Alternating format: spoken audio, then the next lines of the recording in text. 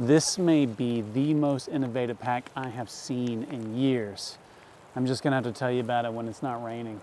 I have reviewed a lot of backpacks over the years, and the more I do, the more I think. Backpacks are all the same. Your typical backpacking pack comes in two varieties: traditional internal frame pack with a brain, padded suspension, and pockets everywhere, or your typical ultralight pack that comes with a roll top closure, one center pocket, two side pockets, and a couple shoulder straps. And there are exceptions, but this is the first pack I've seen that is really thinking outside the box. Okay, so I just got back from 4 days in the Pacific Northwest where it rained on me 2 out of 4 days. I got completely soaked, as did my camera, causing my lens to fog up, making filming pretty much impossible. But I really want to talk about this pack, so I'm back out again to give this pack the attention it deserves because I've never seen a pack like this before.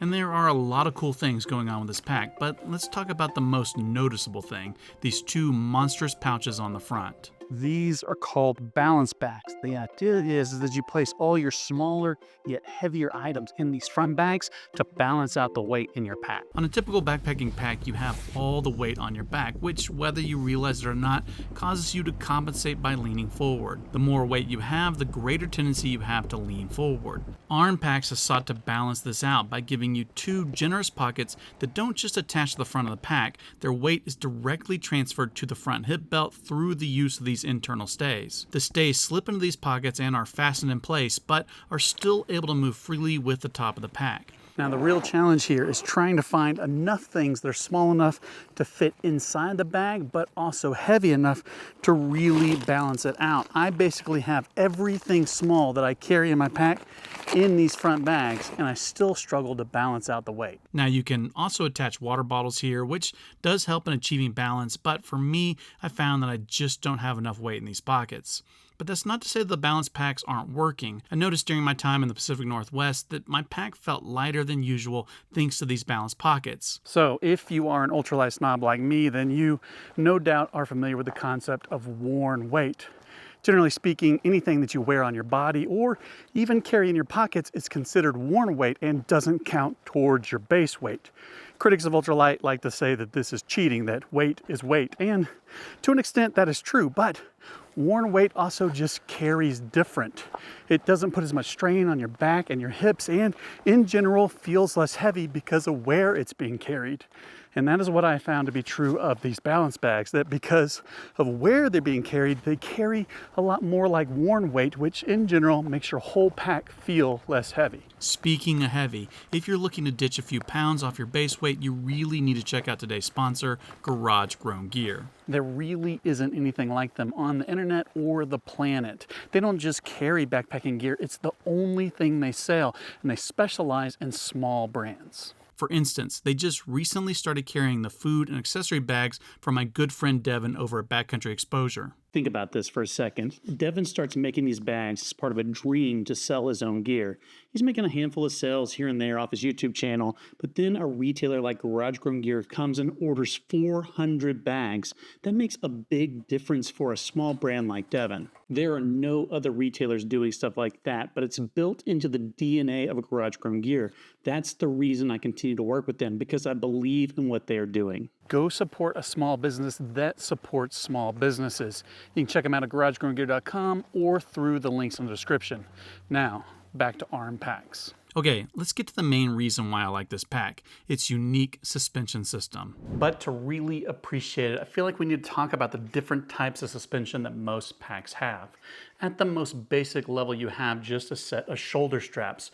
This is what comes on most ultralight packs. There's nothing fancy about them, which has earned the nickname a bag with straps. When you move into the more traditional, heavier packs, they start to add more padding to the straps and the hip belt. They might shape the shoulder straps to make a more ergonomic form, and they often provide a suspended backrest to improve breathability and make the pack more comfortable against your back. But all these features are really just fluff to the basic bag with straps. When you get really fancy, you have something like this Arc'teryx pack that allows the hip belt to move independently from the pack.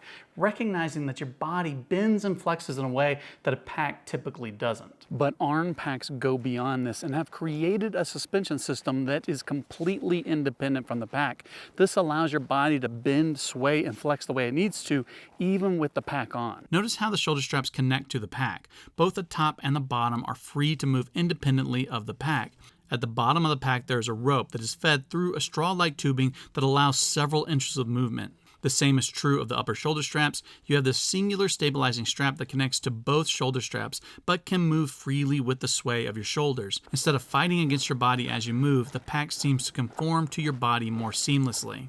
And everything is adjustable while you are wearing the pack. If you've ever used a pack with an adjustable torso, you know that dialing in the torso can be a bit of a back and forth. You take the pack off, you adjust the torso, then you put the pack back on, and if it's still not right, you take the pack off again to make more adjustments. But with Arn packs, if you need to lower the shoulder straps, all you gotta do is reach around the right back here, grab this strap, pull on it to lower the shoulder straps. If you need to lengthen them again, you reach up here and grab this strap, pull on it, and you can lengthen the torso again. Now, it takes a little more fiddling than your typical pack. You have to pull here, loosen there, etc., etc. And I found that the shoulder straps don't adjust in the way that I'm used to. In order to lengthen the shoulder straps, instead of reaching up under my arms as I usually would, I adjust the shoulder straps through the stabilizers here, and then you can reposition the shoulder padding where you need to on the strap. Like I said, it takes a little bit more fiddling, but can all be done while you are wearing the pack, which allows you to get a much finer tune than you can with other packs. And you still have the back mesh suspension and an arched frame to provide cushion and ventilation like any other high-end pack. Move down to the hip belt and you've got dual straps that allow you to fine-tune the hip belt to the shape of your body. But the thing I really like about these two straps is that they've been sewn together to form a loop. This gives you much more leverage when trying to cinch down the hip belt after the weight of your pack has been pushing it down all day.